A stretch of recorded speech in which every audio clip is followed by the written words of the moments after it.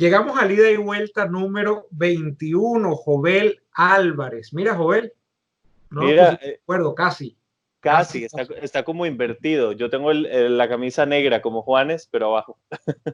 No, ¿verdad? Sí, exacto. Casi que es el mismo patrón, incluso con el Ajá. contraste. Pues, sí. Pero bueno, ¿cómo estás, Jovel? Primero que todo. Bien, bien, bien. Aquí empezando, bueno, ya la mitad de la semana, la verdad es que implica también el mes, el inicio del mes, y ha sido muy movido. Las noticias tanto adentro como fuera de Venezuela son abrumadoras. Lo que está pasando en Estados Unidos particularmente es muy preocupante.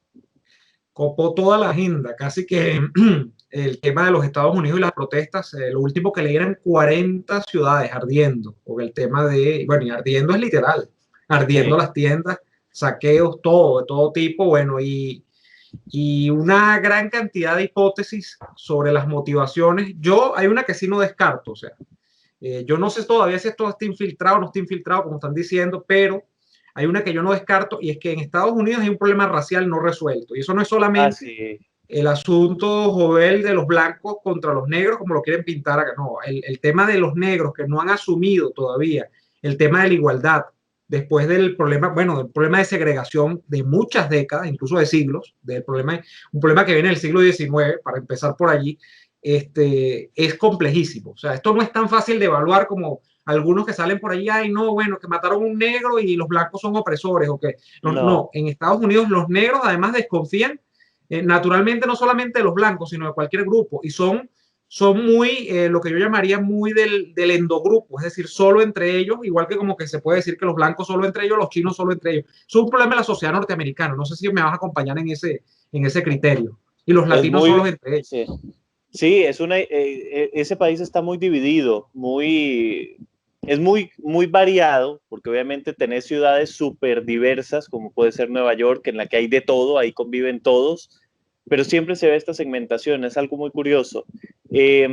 Yo hablaba justamente el domingo en la tertulia que tuvimos con Vicente, Tepedino, Nitu, María Conchita y Enrique, que Venezuela es un país, me dirás vos si eso es así, pero es un país en el que el racismo no es tan, o sea, no se da de la forma en que se da en los Estados Unidos. Puede ser que Venezuela sea un país clasista, pero no racista. Eso fue lo que yo entendí. Sí, clasismo hay prácticamente en todas partes del mundo. De hecho, Colombia yo entiendo que es súper más clasista que Venezuela. Lo digo desde el punto de vista oficial, porque en Colombia se pagan los servicios, tú lo sabes muy bien, de acuerdo a la zona en la que tú vives. O sea, Sí, hay unas zonas que son los famosos estratos, que pagar el servicio de electricidad o de agua potable es muchísimo más caro que pagarlo en una zona pobre o popular, ¿no? Y ojo, esto tiene un poco de sentido incluso, Jovel, porque si se habla incluso de justicia social, que es una cosa tan debatida en estos tiempos, justicia social es que, por ejemplo, el que tenga menos pague menos, de acuerdo a ese criterio, pero hay otros que dicen, bueno, ¿y dónde queda la igualdad? Si sí, somos iguales para todos, todos tenemos que pagar claro. igual. Pero ese es un debate que no lo vamos a resolver hoy. Lo No, trajimos por el tema del clasismo, del racismo, pero sí te acompaño en eso de que, por eso es que yo dije que Chávez fue un gran vivo y a la vez un gran farsante, un estafador, cuando trató de montar el tema del racismo en Venezuela como un tema relevante. En Venezuela no había racismo ostensiblemente como había en los Estados Unidos, en otras sociedades, ¿no? Entonces, yo creo que eso fue una gran estafa de Chávez. Pero, Jovel, Venezuela, ¿cómo está? Hablando de Venezuela y de Costa Rica, otra vez, la semana pasada hablamos de Venezuela, de Costa Rica, de los sí. venezolanos ticos y los ticos venezolanos. En Costa Rica ya flexibilizaron la cuarentena, o sea, oficialmente. El presidente dijo que ya van a Sí. flexibilizar. Entramos esta semana justamente en la fase uno de la flexibilización. Y es curioso porque en realidad ya el país ya teníamos ciertas libertades, nunca hubo una cuarentena eh, obligatoria, en realidad lo que te obligaba a quedarte en casa era que todo estaba cerrado, pero no había una orden de no salir. Podías salir, podías ir al supermercado, etcétera, pero ahora ya está prácticamente todo abierto y los parques nacionales incluso, las playas con cierto horario. Lo que sucede es que hay una restricción vehicular sanitaria, entonces a partir de las 10 de la noche ya no puedes salir. Pero bueno, en realidad tenés todo el día para hacer lo que haga falta. Bueno, en Venezuela es súper loco porque Maduro a comienzo de esta semana dice que no, que van a flexibilizar la cuarentena. Entonces trabajan los bancos, se dice que la gente puede salir a dar por horarios unos paseos, pero eso todo es una estupidez porque en realidad en Sí. Venezuela la gente salía todas estas semanas, Joel. O sea, la gente sale a caminar, la gente sale de noche, la gente sale de día. Claro, de las 5 de la tarde hacia adelante la gente no está saliendo tanto, pero ya había gente en la calle. O sea que esa flexibilización es solamente desde el punto de vista oficial. Pero, ajá. No hay un temor en este aumento de casos que hay, o sea, la gente ya no se toma en serio el coronavirus, no piensan en eso, porque evidentemente la cuarentena que se estaba llevando hasta ahora había sido más por el tema de la gasolina que por el tema del coronavirus, para tener a la gente en la casa y que no hubiera un reclamo, ¿no? Calzaron los tiempos y se aprovecharon de la escasez de gasolina para implementar la cuarentena. Pero ahora que hay gasolina de cierta manera, poca, pero hay, pero también hay un aumento en los casos del coronavirus. Yo no entiendo a qué criterio responde entonces que quieran flexibilizar la cuarentena si están aumentando los casos. Yo no entiendo eso. ¿Ves cómo desde afuera es muy difícil entenderlo? Yo tampoco lo Sí. entiendo, porque se supone que el argumento lógico es disminuyen los casos, flexibilizo porque ya estamos fuera de peligro o estamos saliendo de la zona de peligro. Se supone que eso es lo que hacen los países normales. ¿Qué ocurre? Yo creo que esta flexibilización tiene que ver mucho con que Maduro tiene que vender un éxito. Pues, o sea, que independientemente de todo, bueno, él fue exitoso en la lucha contra el coronavirus y de que Venezuela no está tan mal como se dice que está a pesar de las sanciones. O sea, que sí, yo le echo la culpa a Estados Unidos de muchas cosas, pero no, yo triunfé frente a las sanciones de Estados Unidos y tengo un país normal. Entonces, en medio de ese país normal, yo flexibilizo. Yo creo que eso es un poco lo de Maduro.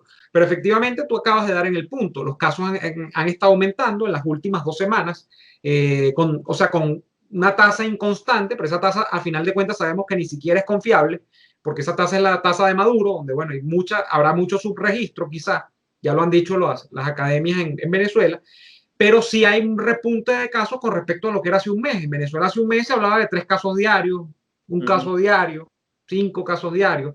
Ya hoy se cuentan por decenas por día, es decir, son 20, 30, 50, 70 en un día. Entonces, cuando tú tienes eso, se supone que corresponde que guardes la cuarentena. Y aquí el problema es la gente. Tú acabas de dar en el punto también. Porque dice, bueno, la gente no tiene miedo. Saliendo ahora con el tema de, mira, creo que no, Joel, eso me preocupa mucho, porque creo que se ha tomado muy a la ligera todo esto, ¿no? O creo que no es que se esté tomando a la ligera, sino que como hay ya premios tan grandes que son propios de la vida venezolana, ya la gente prioriza esos apremios por sobre el tema de la cuarentena. Ejemplo, la gasolina. O sea, en las colas, ojo, te cuento, las colas de la gasolina no han desaparecido cuando estamos grabando esto, a Claro. mitad de semana. No han desaparecido, están igualitas de que llegó la gasolina de Irán, que por cierto llegó y lo dijimos aquí. Dijimos hace 2 emisiones, Estados Unidos tiene el poder para hacer lo que quiera hacer con el tema de los tanqueros. No creemos que vayan a hacer mucho más allá de una declaración. Hicieron la declaración, los tanqueros entraron. ¿Qué ocurre? De lo que tenemos noticia ahora es que parece que hay un programa de sanciones que sigue en escalada con las sanciones estas y con el tema de empresas iraníes que podrían estárselo pensando 2 veces, porque lo que aquí está en juego, Joel, con el tema de la gasolina es hasta cuándo va a durar esta gasolina. Esta gasolina que trajeron y la están vendiendo en 2 esquemas, ¿no? Un esquema regulado y un esquema de mercado, un esquema del precio de Estados Unidos, prácticamente el precio del combustible en Estados Unidos. Eso tiene una duración, por más que la rindas, la estires, la economices. Después de eso, ¿qué? O sea, Venezuela va a pasar a ser un país que progresivamente va a estar trayendo tanqueros de Irán. ¿Hasta cuándo van a estar estos tanqueros de Irán en esta guachafita? Esa es la pregunta para mí. Sí, por ejemplo, vi que Maduro dijo que en el primer día de venta de gasolina se habían consumido más de lo que se tenía previsto para ese día. O sea, ya está diciendo la gente, están consumiendo mucha gasolina, más de la cuenta. Eh, bueno, es un descaro, por supuesto. Las previsiones que yo había visto antes de que llegaran los cargueros era de que esa cantidad de gasolina, por ejemplo, todo lo que importaron, correspondía a un día normal de consumo en Venezuela. Esa cantidad de gasolina, pero obviamente sin el racionamiento, sin decirte, mira, tantos litros hasta ahí, y que con las medidas de cuarentena podía extenderse hasta 20 días. O sea, de esa manera.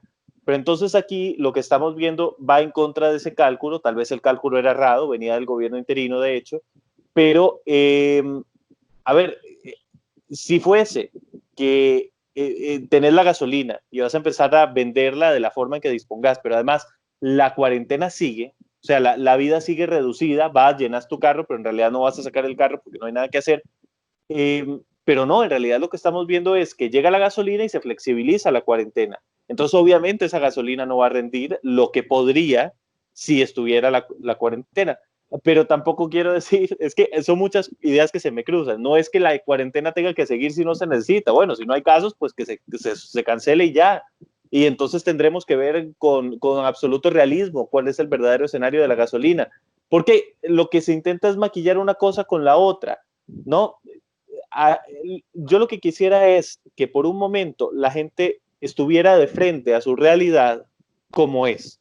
O sea, sin estas máscaras que quiere poner el régimen y que esta primera etapa de cuarentena en realidad no era por el coronavirus, porque los casos eran muy pocos, era una cuarentena por la escasez de gasolina. Entonces le decías a la gente, mira, quédate en la casa porque te puedes morir. Pero ahora que aumentan los casos y en efecto podrían morir, les dicen, no, vamos a flexibilizar porque ya hay gasolina.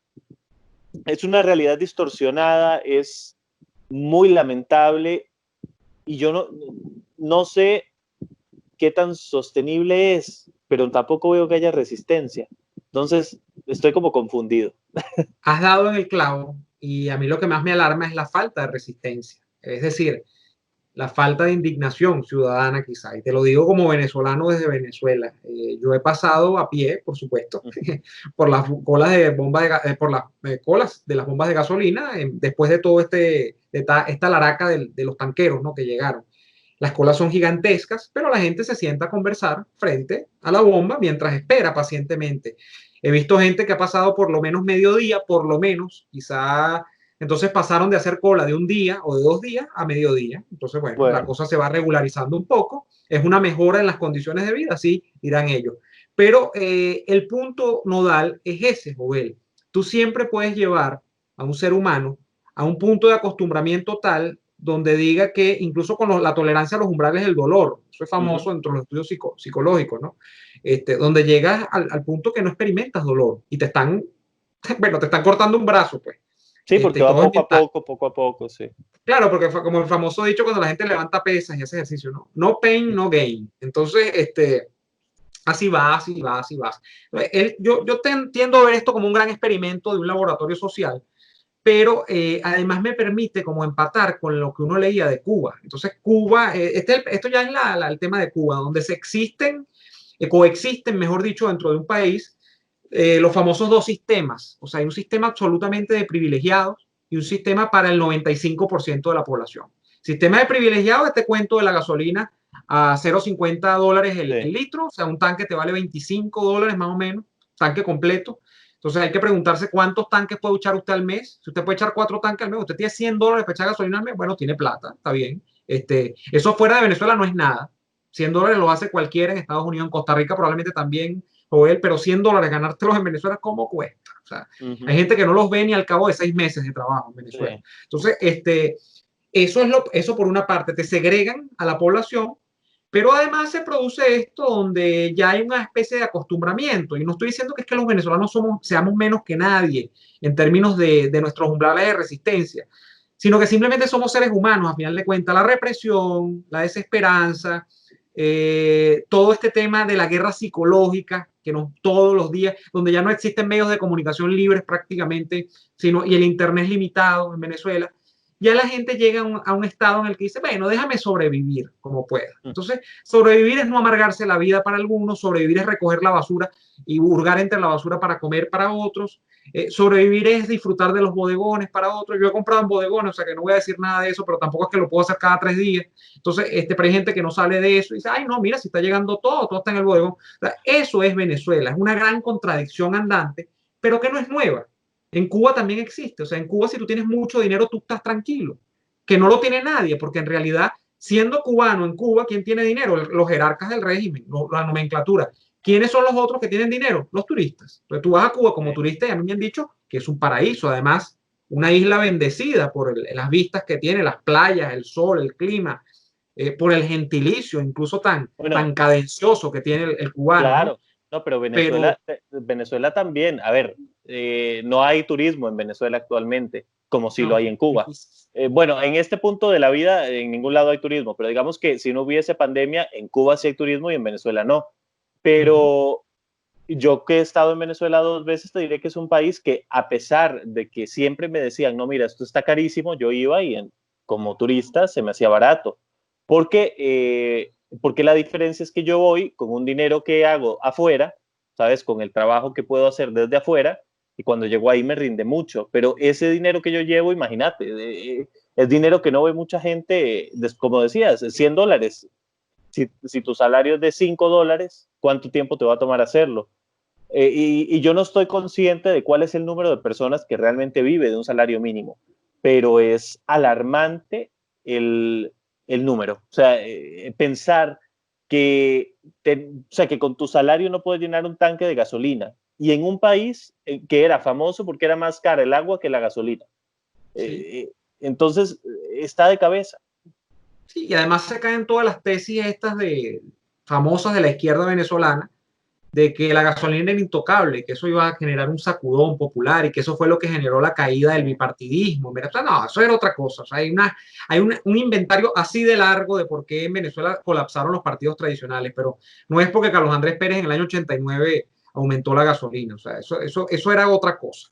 Pero Pero claro, para cerrar, ahí Joel, tenés, mira, bueno, sí, no, adelante. te iba a decir, yo creo que hay una diferencia, bueno, muchas, pero hay una particular en la que yo reparo, y es que cuando ocurrió el Caracazo, te lo voy a preguntar para ver si estoy equivocado, cuando suben el precio de la gasolina, había gasolina en las gasolineras, ¿no?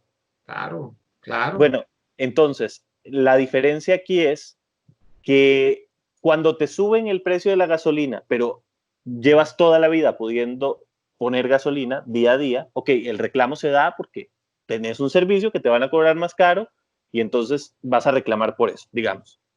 Pero cuando tenés 2 meses encerrado en tu casa sin poder poner gasolina, la desesperación es tal que no te importa cómo llegue ni lo que tengas que pagar, lo vas a pagar. Estás dispuesto a pagarlo. Claro, y en eso consiste el macabro experimento social venezolano. O sea, los tipos, sí, o sea, no es que solamente deliberado, porque PDVSA la destruyeron. O sea, PDVSA realmente no puede tener los niveles de operatividad que tenía hace 20 años, porque la destruyó Chávez con Ramírez, con Maduro, con toda esta gente. Pero realmente sí es deliberado el hecho de hacer este aumento después de lo que tú acabas de narrar, que es después de una escasez de 2 meses. O sea, ni Uh -huh. tontos que fuesen, los tipos agarraron, agudizaron desde el punto de vista marxista las contradicciones del sistema, o sea, agudizaron la escasez y en medio de un clima de escasez pasa lo mismo que pasaba con los alimentos, Joel. La gente reclama y entonces caemos, por eso que yo he dicho que el cuento de los vivos pendejos, como decimos nosotros, o sea, de los vivos bobos, de, ay, no, que aparezca, pero al precio que sea, pero no importa que aparezca. Bueno, ahí está, te la clavaron al precio que es en Estados Unidos. ¿Cuánto cuesta hacerse $100 en Estados Unidos? Hay gente que lo hace en medio día de trabajo, en Estados Unidos, Uh -huh. incluso hasta bueno, hay gente que gana $100 la hora de trabajo en Estados Unidos, pero son profesionales de muy alta, un abogado reconocido, una Claro. cosa. Pero generalmente el trabajador promedio en Estados Unidos gana $12, $11, hasta $15 la hora. Un trabajador, no, lo que llaman trabajadores, o sea, que no están en áreas de especialidad, o sea, un trabajador de la No construcción, calificado. una persona que pasea perros, o sea, allá es cualquiera te hace ese dinero en un corto periodo de tiempo, pero en Venezuela no, entonces volvemos a lo mismo, los tipos usaron el experimento y clavaron la banderilla pero completa. Ahora, finalmente, te decía, y sobre esto creo que vamos a ahondar incluso más en la segunda parte, Joven, en tu canal, es la reacción de los líderes políticos. ¿Cómo andan los líderes políticos de lo que se supone es la oposición, tanto interna como externa al chavismo en estos momentos? Bueno, de internamente, Guaidó no le quedó más que ser un relator de todos estos cambios. O sea, es lo mismo que más o menos hace Capriles o lo que hacen cualquiera de estos líderes políticos a esta altura. ¿Cómo van a hacer ese aumento tal por Twitter? ¿Cómo van a, y una declaración Exacto. por un live de Instagram o, bueno, un programa por grabado, porque, bueno, está la cuarentena y no se puede estar haciendo sesiones incluso en la Asamblea Nacional. Pero lamentablemente creo que eso es lo que está pasando. O sea, no tiene ninguna capacidad Guaidó de echar para atrás el aumento de la gasolina. O sea, no hay fuerza social que él pueda liderizar en estos momentos que pueda contrarrestar esto. La gente, de hecho, más allá del liderazgo, la gente no ha opuesto hasta ahora resistencia. Eso hay que decirlo. Y fuera de Venezuela, ¿en qué anda Estados Unidos? Por ejemplo, el principal aliado del gobierno interino, el gobierno de transición, en esto complicadísimo. Estados Unidos está ardiendo, 40 o más ciudades en este problema, pero hay que decirlo también, el gobierno de Donald Trump no ha tirado la toalla con Venezuela. Lo que sucede es que el enfoque sigue siendo el mismo, sanciones. ¿Por qué te lo digo? Acaban de sancionar recién a un tipo, bueno, sancionar no, le pusieron recompensa, $5 millones, que se llama Jocelyn Ramírez, creo que es el apellido de él. Es una especie de superintendente de criptomonedas en Venezuela, en un sitio donde nadie, bueno, donde el petro no existe, porque esa criptomoneda chavista nadie sabe para qué sirve, pero bueno, ellos dicen que transan valores con eso. Sirve seguramente para legitimar capitales. Bueno, en ese sentido, recompensa por información que conduzca a la captura de este individuo. Entiendo que están saliendo más sanciones a medida que esta semana va avanzando. Hoy sancionaron también, justo acabo de redactar esto para el programa, y ya te digo, una sanción más, dice, hoy Estados Unidos impuso sanciones contra 4 compañías por operar en el sector petrolero de la economía venezolana. Estas compañías están transportando petróleo que efectivamente fue robado al pueblo venezolano. Esto es el comunicado del Departamento de Estado de los Estados Unidos. El robo de los activos petroleros de Venezuela en beneficio del régimen ilegítimo de Nicolás Maduro es desmesurado y aquellos que lo facilitan y que facilitan este robo corren el riesgo de perder el acceso al sistema financiero estadounidense. El régimen corrupto de Maduro es directamente responsable de la crisis política, económica y humanitaria de Venezuela. La comunidad internacional debería aumentar la presión contra el régimen de Maduro hasta que renuncie a su control ilegítimo del poder. Estados Unidos continuará aumentando la presión sobre Maduro y sus facilitadores hasta que comience una transición democrática. Sigue siendo el programa de sanciones, hasta este momento hay que decirlo, insuficiente, pero sí está haciendo algo porque evidentemente Maduro está en aprieto financiero. O sea, si no, no estuviese trayendo gasolina de Irán, si no, no estuviese raspando la olla, pagándola con oro, porque no tiene flujo de caja cómo pagarla, si no, no estuviese corriendo por los rincones del mundo, por ejemplo, en Inglaterra, supuestamente, para buscar efectivo también con el oro venezolano. O sea, si hay un aprieto económico, es la verdad. Pero hasta este momento Maduro sigue siendo presidente de Venezuela. No porque sea legítimo, sino porque tiene el poder para seguir siendo presidente de Venezuela, básicamente a través del yugo con los militares que le permiten hacer esa tareita. Se nos acabó el programa, Joel. Bueno, se nos acabó la parte de la ida y vamos a la vuelta en tu canal. Esa vuelta la consiguen acá abajo en el enlace de la descripción. Aquí abajo les dejo el link al canal de Joel. Por favor, suscríbanse al canal de Joel y nos vemos entonces en la vuelta y nos vemos la semana que viene de nuevo. Hasta entonces.